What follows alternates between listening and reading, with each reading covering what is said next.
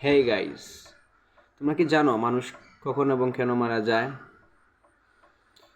The one reason, there have one reason. What is the purpose of human beings?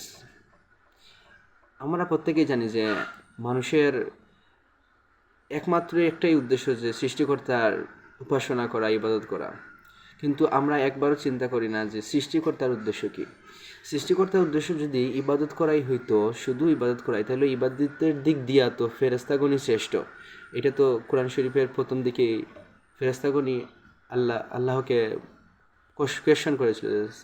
আমরা থাকতে আমরা তো ইবাদতের জন্য অলরেডি সবসময় আমরা প্রস্তুত থাকি, আমরা সবসময় ইবাদত করি।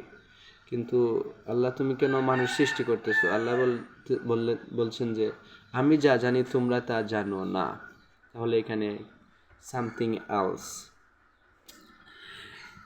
অ্যানাদার ওয়ে তুমি যদি চিন্তা করো যে কাফিরগণকে আল্লাহ কেন সৃষ্টি করেছেন, এটা তো ইবাদতের কোনো উদ্দেশ্য নয়। আসলে আল্লাহরই উদ্দেশ্য যে শুধুমাত্র আমরা শুধু ইবাদত করব এটা নয়, আমাদের উদ্দেশ্য একমাত্র যে আল্লাহর ইবাদত করব। কিন্তু আল্লাহর কিছু ডিফারেন্ট উদ্দেশ্য আছে, আমাদের প্রত্যেকের পেছনে এক একটি উদ্দেশ্য আছে। যখন আল্লাহর এই উদ্দেশ্যটা কমপ্লিট হয়ে যায় তখনই মানুষ মারা যায়।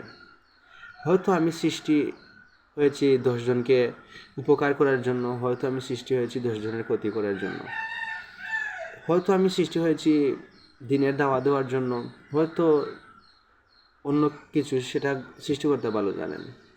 সো যখন সৃষ্টিকর্তার উদ্দেশ্যটা ফিল আপ হয়ে যায় তখনই মানুষ সৃষ্টিকর্তার কাছে ফিরে যায়।